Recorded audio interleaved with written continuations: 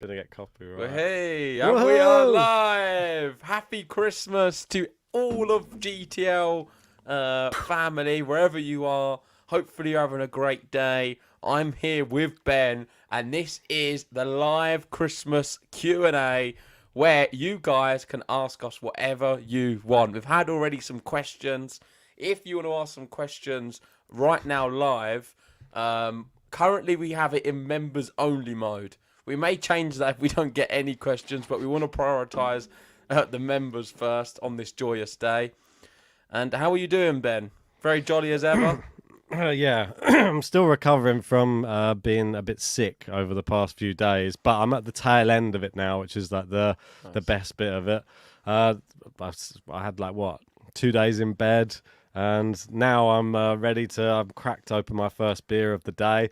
I thought it was a bit more festive. I'll go for a red stripe, a bit of Christmas colours in there for Christmas. But how about you? Have you had any Prosecco's yet? No, I mean, everyone's been drinking, but last night I thought it would be a good idea to go to the pub. Sort of tradition. Saw some friends, went to the pub, had a few too many beers, and today woke up feeling like I don't want any beers. But I think I will have some for the evening entertainment. So after this Q&A, I'll probably crack something open and play some games. But this is the Christmas Q&A. Let's get started. I know there is a few questions we've got on the channel, so I don't know if you've got them. Maybe we can start with them and we'll move on. Yeah, let me just bring them up because they'll be on the community, so I'll just go and have a look. This is classic If you've got GTL. them, post them as a do you know, as the banner. You can create a little banner and you can pop it on the screen, so you can just copy and paste it. Ah, good idea. And while you're doing idea. that, I'm just going to let everyone know some exciting news, and that is one of my presents. I've not even told you about this, but one of my presents this year from Santa Claus was Rafa Nadal shorts and a Rafa Nadal top. I will put a photo maybe on Twitter later on if you want to see. But Nice. I've now got the full Rafa kicks. Of course, I've already got the Rafa trainers. So now I'm going to be going full Rafa into the new year. I love that. So That's next amazing. time I play you, you're going to be in trouble. Sounds like it. For the return of Rafa, you've got a Rafa kit. What better thing to start the new year off with? It sounds great. Hopefully there'll be some sort of Djokovic treats for me when I see my family. I don't know. Don't know if they know where to get the Lacoste from, or even if they know that he's affiliated to Lacoste. Probably. No, Probably your family not. don't know probably about Djokovic, do they? Because they don't watch tennis. They probably knew about him in Australia. But that was probably that everybody did then. Yeah, Right, I'm so- going to load the first one up into the banner. Okay. There we go, and then you can change the banners. I'll load a few in there, and then you I'm can just going to pop change. the link to join the membership. So if you want to ask us a question live, you can join the membership and ask us any question you want, and we'll answer it. We may move to another mode later on so everyone can ask questions, but we'll start off because it's only fair giving everyone a good chance. Shout out to Gene in the live chat. I know it's been a while since we've gone live. Merry Christmas to you as well. Hopefully you're having a great time, Gene, and the family as well. We've got Gary in as well. Merry Christmas, Gary. Happy holidays to you. Hope you're well. You and your partner, your wife, should I say.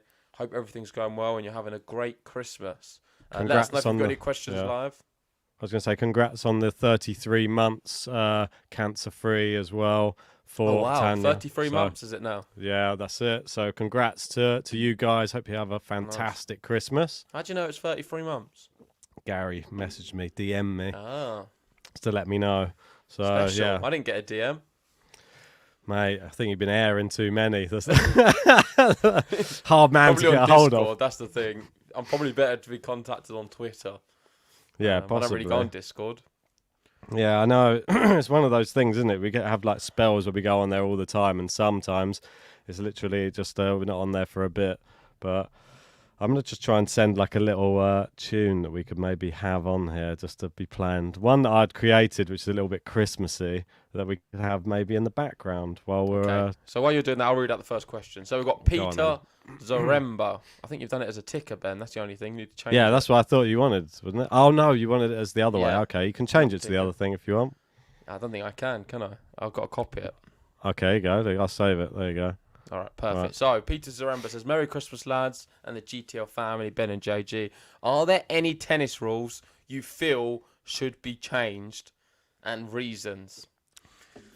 Well, this is Wow. quite a fitting question because we've just been at the UTS where, of course, they do change a lot of the rules. You've got only one serve. You've got an option for 3 points rather than 1 point, and some other strange quarter points as well. Yep. Do I think there's any tennis rules that should be changed? What the big one which does annoy me is the Grand Slams for finals, how it can only go now to a maximum. It basically only goes to a super tie break if it goes all the way to a fifth set, right to the end. You'll have a super tie break to end. Yeah. I don't like that.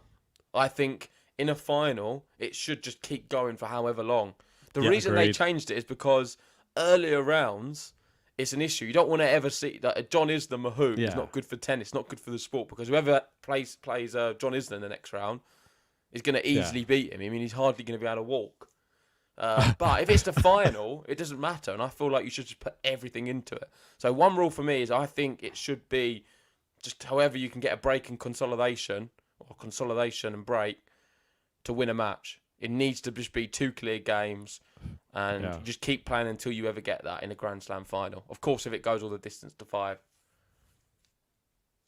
I like that. I agree with that one. I totally agree. I think definitely do the play until you're blue in the face in a final, because that shows, because there's not another match after it, is there? So it doesn't matter. So I totally agree with that. The one which I'm sure you've all heard me harp on about, and I'll never stop saying it, is just get rid of line judges, especially for all of these tournaments where it's affecting people's earning capacities, it's affecting ranking points, it's affecting everything like that. We don't need them. Is it a rule? It sort of is, though. What about in tennis? Like, how would you change the rules at all? Maybe no let serves. Just have it so if the let hits the net cord, you just win the point. That'd be quite. That's the one from the UTS which they have, which is it makes it quite interesting. I'd quite like that one. I don't mind it. I think it could be quite interesting. It would be very jammy and lucky though. So in essence, all the lets. Well, not all of them, because sometimes you can still return them, but then ones would just trickle over the net, where every time would be an ace. Yeah, just on the serves, though. That's but some of the ones, like you said, it hits the net cord and it bounces like quite high and then just comes in. That's a benefit for the opponent then. So it's 6 of one, half a dozen of the other on that one. I quite like it, though, on UTS, that one. Yeah, would you let us know, Peter, what you think of our answers? Of course, let us know your opinions on what should be changed in the live chat. Shout out to Victor, who's joined the membership. Thank you, Victor. Hey. And I know you've come in straight with a question. Before I get to that, Gary there was confirming that he never excludes me. He did, in fact, message, so that's my fault. I'll have to check out my Discord, because I'm sure there's probably other messages on there as well I've not seen. Apologies. I will have a read after this video. We've got Victor saying, Merry Christmas. Have you ever cried like a little baby when watching tennis? Does it have to be like a little baby, or can it just be just in general? Well, I know Ben's definitely cried watching tennis because I was there.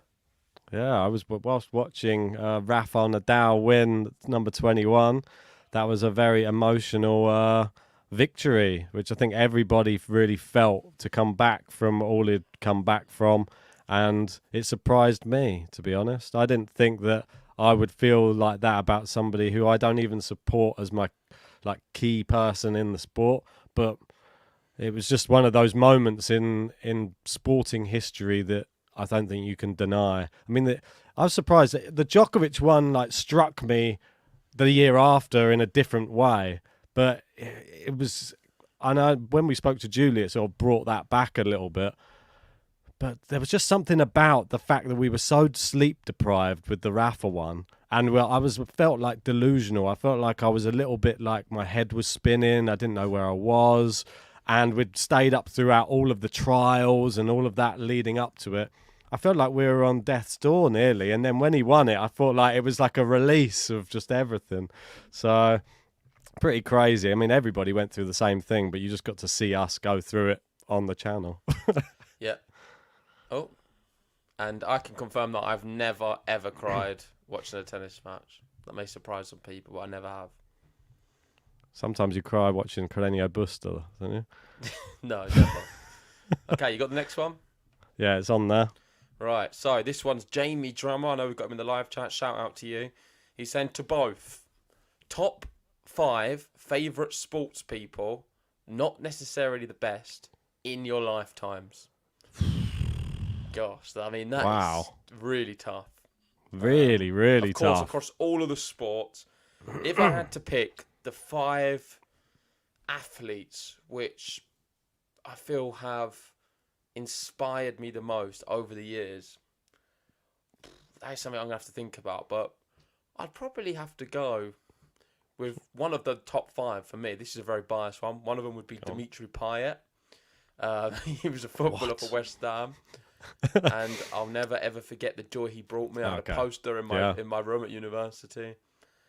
It was a feeling I've never had. He was arguably the best player in the world that year. He was up there with some of the best, doing crazy numbers. Won France the Euros. He was awesome and just a top player. That's one of the 5 I can instantly think of. Of course, he's not someone who's one of the best sports people, but just had a big impact on my life for sure. Do you want to do one? We'll do one each. We'll do one each. I think, well, I'd say like that hasn't had an impact on the whole of sports. Like one of the most like polarizing people throughout like when I was growing up. And it's not even necessarily someone or even in a sport I was following, was Michael Jordan. And Michael Jordan, I think, was like just the hard work ethic and just pure talent of one guy just to transcend an entire sport and brands, and everything that he has brought to the world of sport is just crazy. That guy, like, he exudes just excellence from what he was doing, and the amount of pressure he would put on himself and his teammates from the level he was able to push himself to. I mean, it's just, you don't get to see many people like that in a lifetime. Yeah, my one's pretty similar. David Beckham. When I started playing football, he was playing at the time, and I think he was number 7 for England. So when I picked my number for that year at my local team, I was number 7 because of David Beckham. He was like a role model for so many footballers or anyone who liked football, and for England. So, and then what he's done since, I think he's just a bit of, like, he's someone I'll never forget. David Beckham's a bit of a legend. I've done 2 football, so the next one won't be football. All right. Well, my one would be football, which is a bit strange for me. But when I was growing up, Eric Cantona, he was like this living legend. He had so many attributes which are so different to other football players out there, which was just this air of cool, calm, collected. Sometimes he lost his head. He was like a mad Frenchman, where obviously fly kicked somebody, a Palace fan, in the crowd and got suspended for a year. And then they didn't win the league that year. Then he did that. But the way that he used to take to a football pitch and look so effortless. He chipped like goalkeepers just without even looking. Every penalty he took, nearly, he sent the goalkeeper the wrong way, and just amazing. Yeah, like Jamie saying, it's karate, not football. Yeah, exactly. That's why he was sort of remembered for some of the wrong things, but no one can deny that he was one of the best footballers of his generation. Anymore? I mean, obviously for me, it'd be Rafa Nadal, but like he's up there. He's got. If you're just picking 3, I'll put him in there too. Rafa Nadal. I'm not going to say any more about him. Just my favourite tennis player and legend. For sure. I mean, you can throw. I guess yours would be Djokovic as well. Well, let's just do someone who's not Djokovic for your last one. We'll just do 3. I'm surprised it's not been like a boxing or UFC. Well, I mean, the obvious one would probably be McGregor, because it's just like it's. You loved him, didn't you? It was just because of what he did for the sport more than anything. He's annoying. I mean, he's done. But the one thing that I'm not talking about as an athlete. I mean, as a man, he's just annoying. Do you not find him very irritable? Yeah, but the problem is the money got to his head, and it's just, how are you supposed to navigate? Yeah, I mean, once you've already won a double world championship, where do you go from there as well? You sort of got to the top of the mountain, and then you got a whiskey brand. You earned however many hundreds of millions fighting Floyd Mayweather. And now you don't really need money. There's no incentive to fight really. And you've seen he's lost his last he's lost like 5 out of his last 6. So it's not really. I feel like for what he did for a sport and the fact that he made moments in history, that is what people get remembered for, though. So you've got to give him credit for that. Shout out to Trishan Naidu for joining the membership. Thanks Hey. for joining. And let us know your question, Trishan, and we will answer it live. While I'm waiting, I think we've got another one here. So let's pop this one. It's another one from Jamie Drummer. And this is, if you could do a lie detector test with any of the big 3, who would it be and what would you ask them? Wow. Yeah. I mean, I read this one the other day and it did sort of like tickle me a bit because I was instantly thinking of some stuff regarding maybe Rafa and Federer against Djokovic. That was what instantly goes to my mind. Me, I would do this. I would ask Novak Djokovic the question and I would say to him, have you ever faked an injury during a big match? Most notably a Grand Slam in a 4th set. Because there's been a few times. Now, not talking about just an incident, but I just want to know. I just want to ask him, and if he couldn't lie to me, have you ever faked an injury in tennis? Because there's been times when I've seen him on the brink of just collapse. He's turned around, and all of a sudden he's not injured anymore, and he's just playing unbelievable. Is that just him, or was he never injured? The only way we can find out is by asking him and getting an answer directly from Novak Djokovic. That's my question I'd ask him. Have you faked an injury in a tennis match? Mainly a big one, like a Grand Slam. Maybe I'd ask one to Rafa as well. I'd be like, is the foot really flaring up sometimes? Or is it just you're not having a good day at the office and then the foot starts to hurt more when you're not winning a tennis match? I could ask the Federer as well. Just, I want to get some honest answers of, do you actually like Novak Djokovic? And what are your actual honest thoughts on Djokovic and all of his like record breaking most of Federer's records, apart from obviously consecutive weeks at number 1? If you had a lie detector test for me, what would you ask me? Don't know.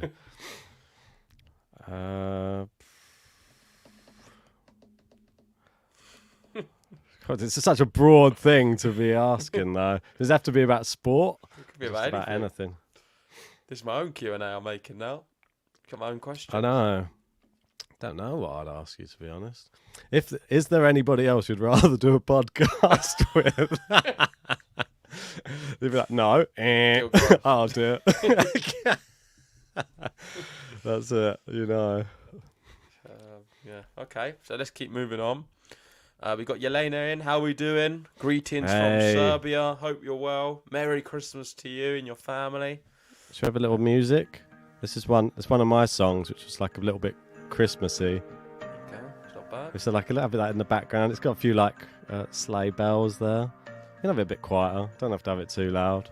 Just thought I'd give it a little bit of atmos. He would ask me, has JG ever wished injury on Novak just for a split second? You don't even need to ask that. Okay, so do we have another one, Ben? Yes, we do. Yeah. It's Peter Zaremba. From my wife, Marilla. Shout out to your wife. How did you meet? Is it about you and your wife, Marilla, or me and Ben? Wow. This has been like a question I think we've posed on Get it every Q&A. Yeah, I think so, but it is a good one. So if anybody who's new, we actually still work together. That's how we met. We're working together in a finance department, and that's where we still work to this day. So we are obviously off work at the moment for Christmas, but we will be going back there in a few days' time. Yeah, this is what we do on the side, isn't it? Exactly that. So let me get another one here because it's quite a good one. Go on. And it's from different people as well. I don't think I'm as quick as you at getting these on, so I'll try and just copy some on. Yeah, just copy some on there. So, I've got about a million from Jamie. Okay. And this is, if you had to go back and change any major final result, which one would it be and why? Can be either men's or women's finals. I really like that one. Go on then. I mean, I've got one which instantly comes to mind, and I'm going to go to the women's side, and it would be Wimbledon from last year, and I would pick Ons Jabeur to win Wimbledon. That was one of the most disappointing, like, anticlimactic things I've ever seen in my life, and I felt so sorry for her that she wasn't able to perform at her best. So if I could change one from recent times, that would be the one I would go back and change. Yeah, I think everyone's expecting me to pick a Nadal one over Djokovic, and that would be any of the times when Djokovic has beaten him in the final. That's the obvious one, but something maybe people aren't expecting me to say would be the recent one, 2019, at Wimbledon, the Djokovic-Federer.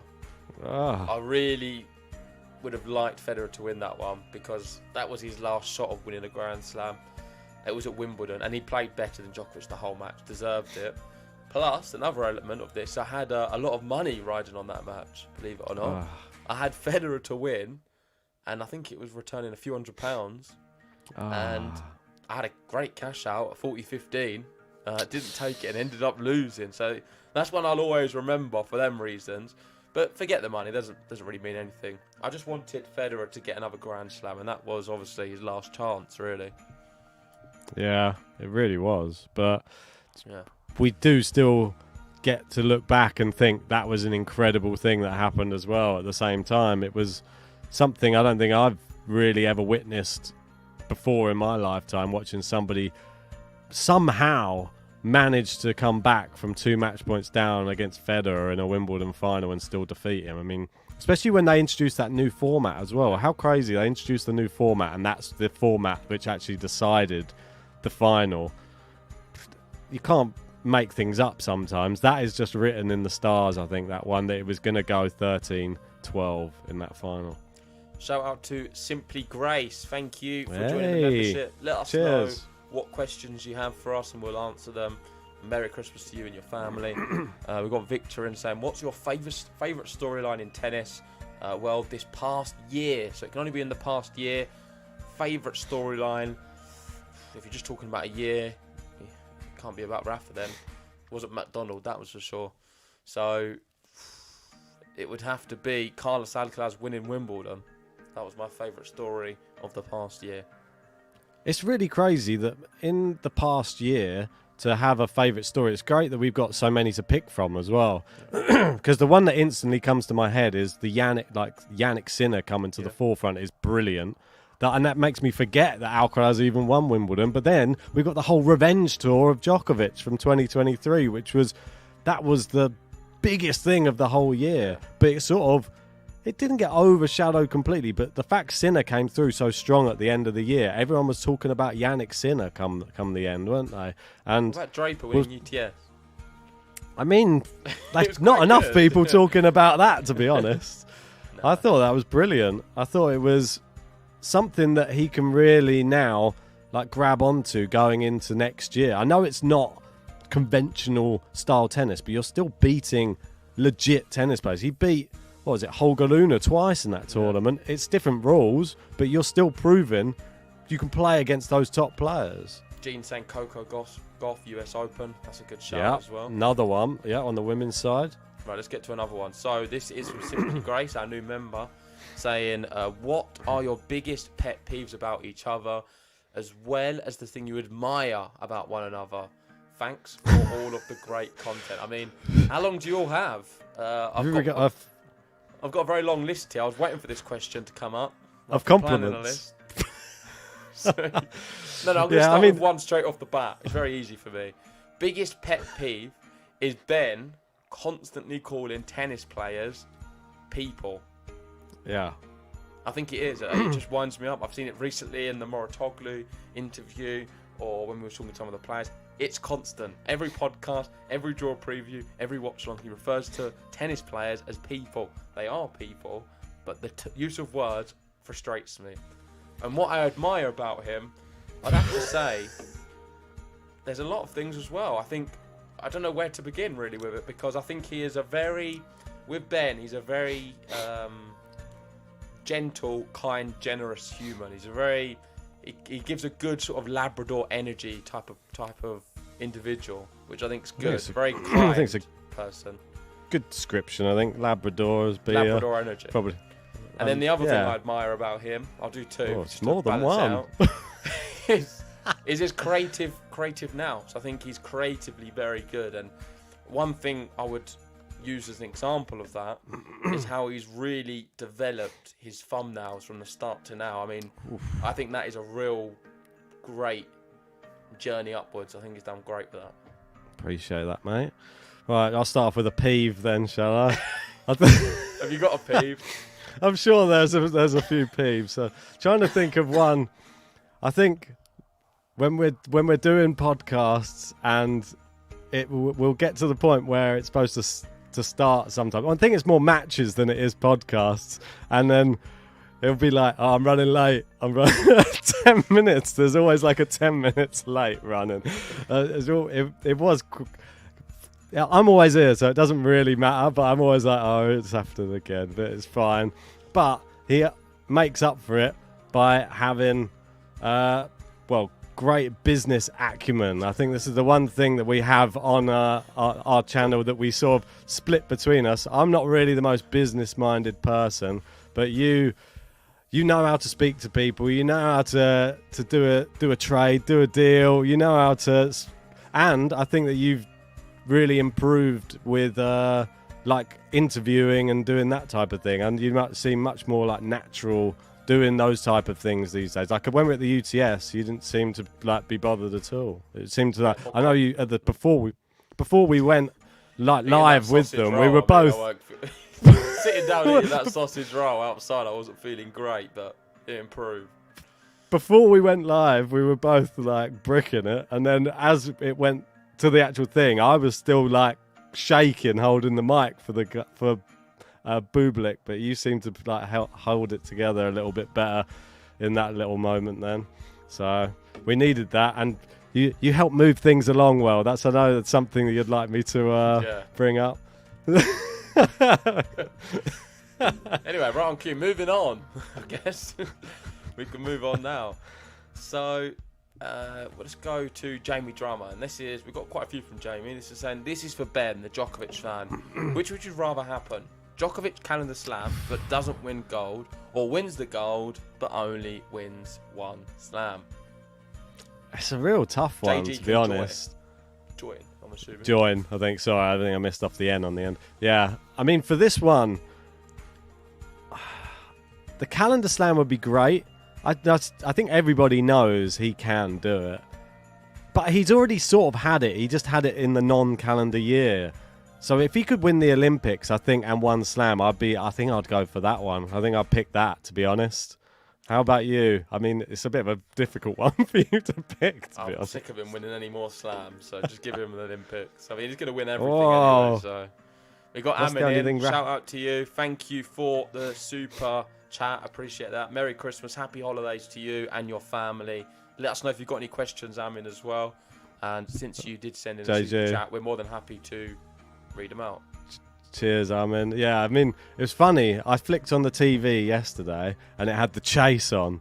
And it's just, I like to just watch sometimes. And there was one guy who was there who said, oh, well, I don't really work. I just like reading books about like facts and things like that. And he was like, okay, brilliant. He's like, are you confident? He's like, yeah, I think so. And it got to the bit where they ask all the questions before they go to the chase. And then one of the questions was like, who won the Olympics tennis in 2008? And he was like, I don't know. He was like, Rafa Nadal. And I was like, he didn't get that one. Thought you knew everything. This guy, he didn't do very well. He lost on like the second chase question. Brilliant. So, next question here we got from Gary. Do you believe Simona Halep? Oh, is this like in the lie detector test? No, this is for you right now. I believe her. I don't think that she has done anything that she knows wrong. But who knows? The other day. I said to him, I think Halep's to blame. Patrick the Professor. I said Patrick. I think Halep is definitely to blame for it all. No, I don't think that in her own knowledge she's taken anything that she thinks is enhancing. But you never know. If you're in a team, something may she may have taken something someone else has given her, and it may have caused her Definitely problems. did take You don't know. So I really can't comment on this. I don't know what to believe. I feel like I don't have enough information to make judgment. If you gave me an afternoon with Simona Halep down the pub or having some cakes and tea or something, then maybe what do you reckon she has down the pub as a drink? I'll be able to form an opinion, but I can't based off what I know. I wouldn't. It's not fair of me. I reckon she would probably have a maybe like a Tia Maria or something like that. Simona Halep. What do you reckon? Don't know. She'd probably have a shot of tequila or something. Get it going.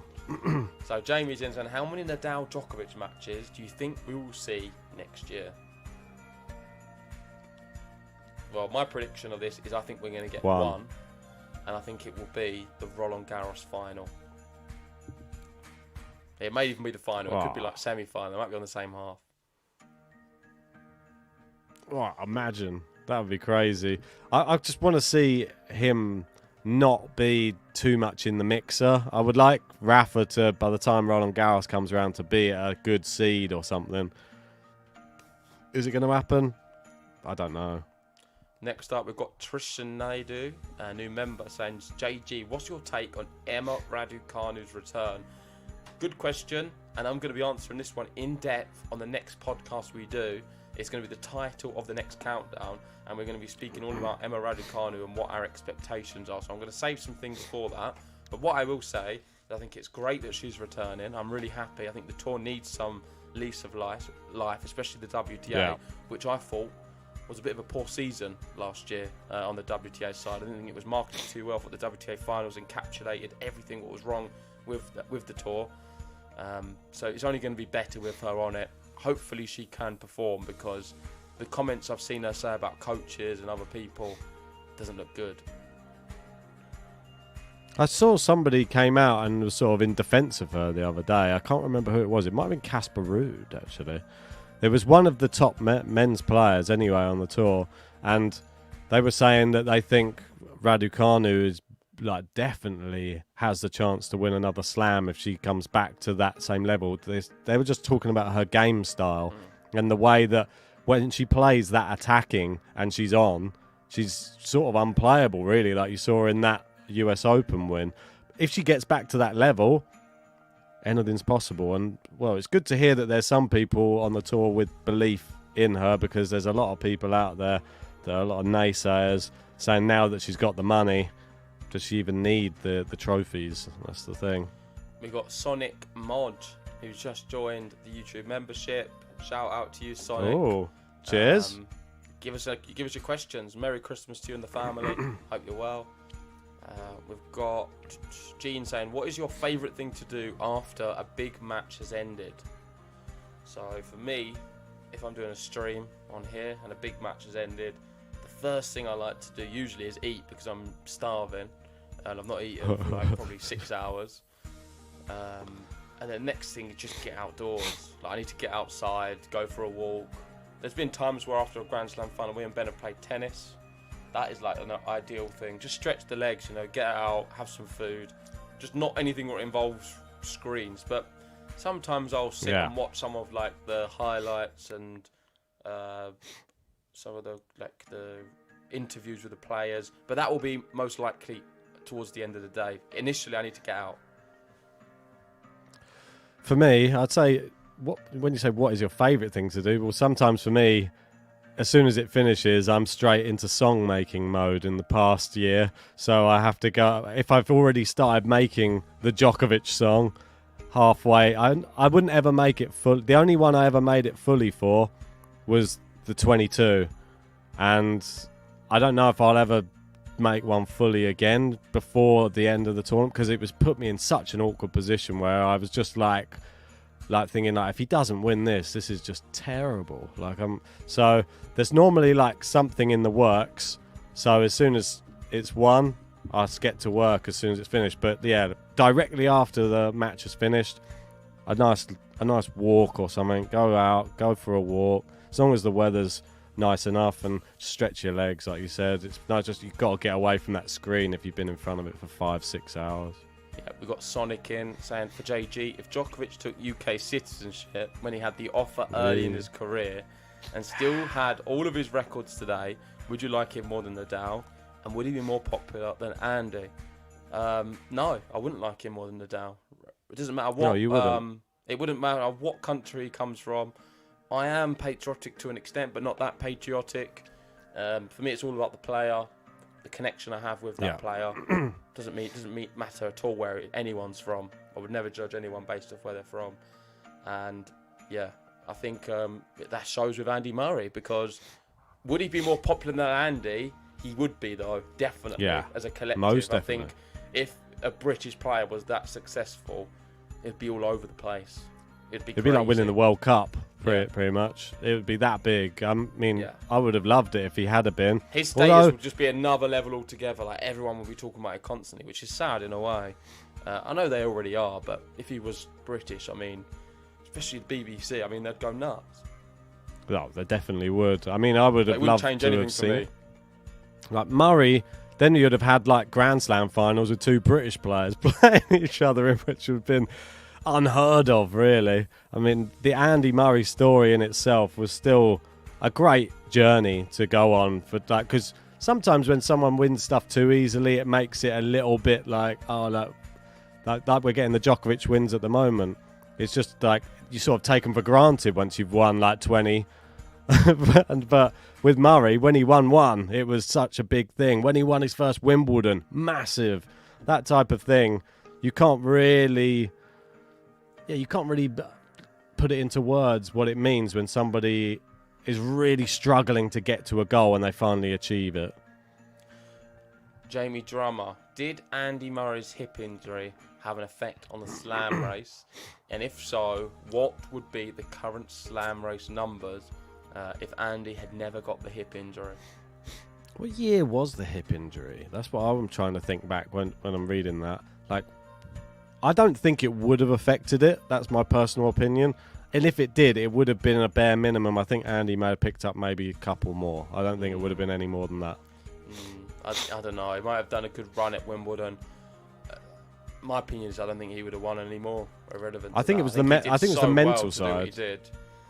I just think he was playing in a generation with just three fantastic tennis players, and it was just. He's so not tough. Aggressive enough as a tennis player. That was the problem for Andy. Yeah. He was really great technically, really great percentage. Player. Yeah, brilliant defensively.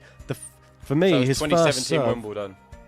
Yeah, for me, his first serve was always amazing, but it would let him down in big matches, and then he'd have to rely on just second serves, which got put away by his opponents. And then, as soon as he came out playing aggressive, you were like, yes, Andy. Then he'd go into his shell and play slice and defensive. Yeah, I think what we've seen from Rafa, Federer and Djokovic it's aggressive. Since 2017 Wimbledon, they've just been such a high level. They've not fallen off at all, any of them.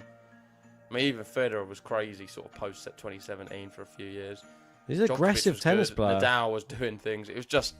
Yeah, I don't know. He's always fourth best. The thing is, Murray is like a, sorry to say, like a B-Tech Djokovic. If you're going to be Novak Djokovic and be that good defensively, you have to be as good as Djokovic. Murray wasn't as good as Djokovic, really, because he didn't have the tools to be able to just win big points. Djokovic just has that mentality. Murray, one bad point and it would ruin his match. It doesn't happen for Djokovic in the same way. Okay, so just trying to get some more questions.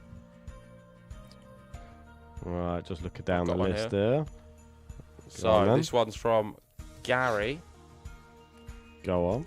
So it is, who will have the best 2024 season, Yannick or Carlos? And which one will take the first? Will be the first to take Novak down? Two-part question. I think Carlos will have a better year. That's my personal opinion. I do too. What do you reckon? And I think it will be Carlos as well that will probably take Novak down as well. I think everybody needs to just calm themselves down. We've not hit a Grand Slam with Jannik Sinner in form yet, and we haven't seen how good he can perform at a Slam yet. If he does it at the Australian Open or if he does it at the French, fair enough. But we haven't seen him do it at a Slam yet. That's the one reservation for Jannik Sinner right now. Yeah, I think I think Sinner's going to be the first to take Novak down in 2024, but Carlos will have the better season. Yeah, it's going to be a real... draw. I mean, who's going to take him down first? We don't know who's going to play him first. It's exciting, I don't know. Yeah, it's going to be good for sure. Peter in saying maybe this will make the cut. Well, because we've got it in here. It just made it. So in 3 parts of La JG Shootout, Allah. Unlike many other channels, you always give the women a fair shake, but your intro is all men. Why? It's a good question. I like it. Mostly because when we've had interviews with people, they mainly have been men. We've tried to get some... we've had, well... How many women have we had as guests on the podcast? We had Raina. We had Bibian Shufs. Yep. But we nearly got Krajcikova on, and we would have had her, hopefully, joining the intro. But it's not as easy as everybody thinks. And this is the problem. We'd love more difficult to get female tennis players on than men. We get a better reply rate on the men players than the female. So, yeah, it's just purely because we're not able to get them on. That's why. 2024, that's something to pop on the to-do list, I think. We've got Gene asking a question, which is pretty much related to the here and now. When is the 2024 prediction video coming out? Well, that one should be released on, I reckon, the 27th of December. Yeah. 27th, 28th, around that date. And what date's Rafa's first match back? It's sort of like, is it like the 30th or something? Yeah, the 31st maybe. Yeah, I mean, that's going to be exciting as well. We'll obviously be doing a draw preview for that one as well. Excited to see who he's going to be up against, potentially. You'd have to think the bookies are going to probably have him as favourite to win no matter what. I don't know why. Even if he's just coming back from injury, the bookies just go over the top, don't they? Yeah, this isn't really a question, but Victor's saying, I want you guys to head to Australia for the Australian Open and do your podcast live with all the Novak and Rafa fans. That would be amazing. I would love that. Yeah, when are we doing that? It's going to happen, but would be cool. How are we going to fit that in with a day job? I know. On a completely different time zone. Never say never. You got Gene confirming the United Cup starting Friday. And I think we're out of questions. Let's do the last one. If you do have any questions, or if you are listening and want to ask one, we've got about 5 minutes more.